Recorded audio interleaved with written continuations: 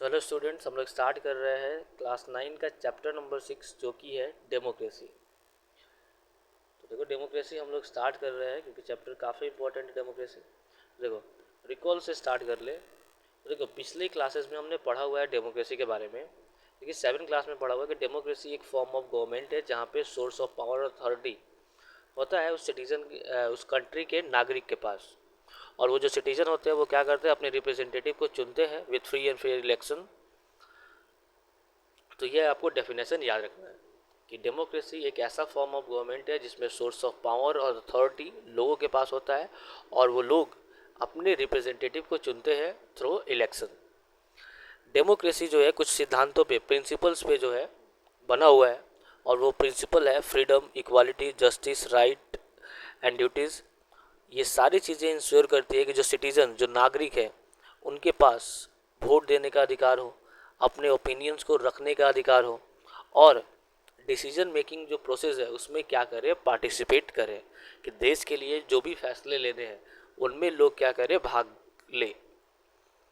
अब देखो, डेमोक्रेसी तो हमने समझ लिया। अब आ जाओ समझ ले कि इंडिया को जो है लार्जेस्ट, दुनिया का लार्जेस्ट डेमोक्रेसी कहा जाता है।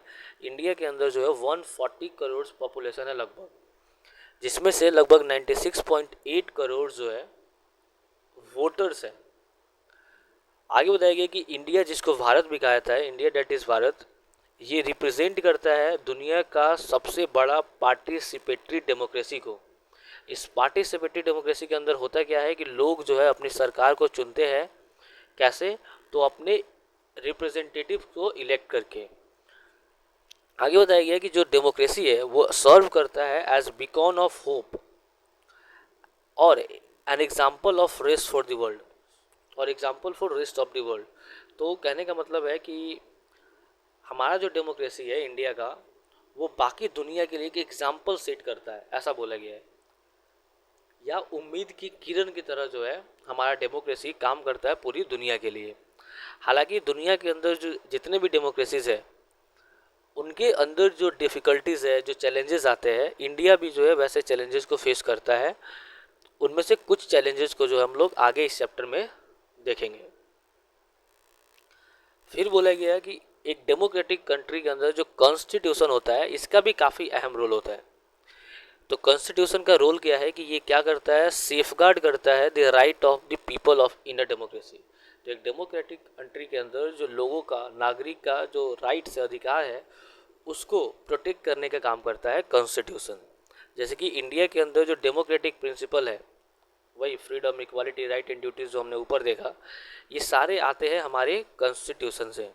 इस कॉन्स्टिट्यूशन को हमने अडॉप्ट किया था 26 नवंबर 1949 को, और लागू हुआ था 26 जनवरी 1950 को। फिर बताया गया constitution not only guarantee but also protect the fundamental rights of all citizen. बताया गया कि हमारा जो संविधान है वो केवल हमको ये नहीं करता है कि ये आपके फंडामेंटल राइट्स है ले लो, नहीं, यहाँ तक कि उस फंडामेंटल राइट्स को प्रोटेक्ट करने का भी काम करता है, बचाने का भी काम करता है। ये भी इंश्योर करता है कि कोई भी जो सिटीज़न है, नागरिक है देश के अंदर, उसके साथ डिस्क्रिमिनेशन नहीं हो, चाहे वो रिलीजन, रेस, कास्ट, सेक्स या प्लेस ऑफ बर्थ के ऊपर, किसी भी इसमें इनमें से किसी भी चीज़ के ऊपर डिस्क्रिमिनेशन, भेदभाव होना ही नहीं चाहिए। ये भी सुनिश्चित करता है कौन? हमारा constitution. It's also encourage active citizen participation in democratic processes at national, state and local level through election. और यहाँ तक कि हमारा जो कॉन्स्टिट्यूशन है वो ये भी लोगों को प्रेरित करता है कि लगातार जो है लोग क्या करें, जो डेमोक्रेटिक प्रोसेसेस है, मतलब दुनिया, मतलब सॉरी, देश के लिए जो जरूरी फैसले हैं, जो भी निर्णय लेना है, डिसीजंस लेने हैं, चाहे वो नेशनल लेवल पे हो, स्टेट लेवल पे हो या लोकल लेवल पे है, उन सब में लोग पार्टिसिपेट करें। कैसे? इलेक्शन के माध्यम से कि हाँ, हमारी जगह पे जो है ये आदमी क्या करने वाला है, फैसला लेने वाला है।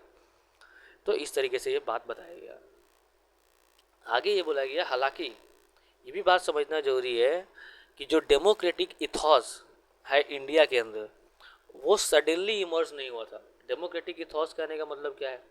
डेमोक्रेटिक इथॉस कहने का मतलब है डेमोक्रेटिक प्रिंसिपल्स हम बोल सकते हैं, या डेमोक्रेटिक नेचर, यानी कि जो लोकतांत्रिक जो प्रकृति है इंडिया के अंदर, या जो डेमोक्रेटिक प्रिंसिपल्स है इंडिया के अंदर, वो ऐसा नहीं कि एक ही बार जो है इंडिया के अंदर आ गया था, नहीं, ये जो है इवॉल्व हुआ था काफ़ी लंबे जो है हिस्टोरिकल प्रोसेस से, मतलब काफ़ी लंबे समय से जो है धीरे धीरे जो है ये डेमोक्रेटिक प्रिंसिपल जो है इंडिया के अंदर इवॉल्व हो रहा था। और इस चैप्टर में हम लोग एक्सप्लोर करेंगे इन्हीं सब चीज़ों को और देखेंगे कि कैसे जो डेमोक्रेटिक आइडिया इंडिया के अंदर वो डेवलप हुआ है, और भी डीपली समझने का ट्राई करेंगे हमारे डेमोक्रेसी को, ठीक है, इसका मतलब समझ करके, इसके फीचर समझ करके, और इंडिया के अंदर और भी जो प्रैक्टिसेस है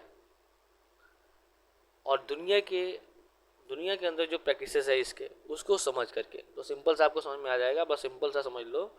यहाँ पे यही बोला गया है कि डेमोक्रेटिक जो सेटअप्स है या डेमोक्रेटिक लोकतांत्रिक जो सिद्धांत है, ये इंडिया के अंदर एक ही बार में नहीं आया, बल्कि ये धीरे धीरे इवॉल्व हुआ है काफ़ी लंबे समय में। तो इसको हम लोग समझेंगे इस चैप्टर में कि कैसे ये इवॉल्व हुआ है इंडिया के अंदर, ठीक है, दुनिया के दूसरे हिस्सों में कैसे डेमोक्रेसी है, इंडिया के अंदर जो डेमोक्रेसी है वो कैसा है, इन सारी चीज़ों को जो है इस चैप्टर में समझ लेंगे।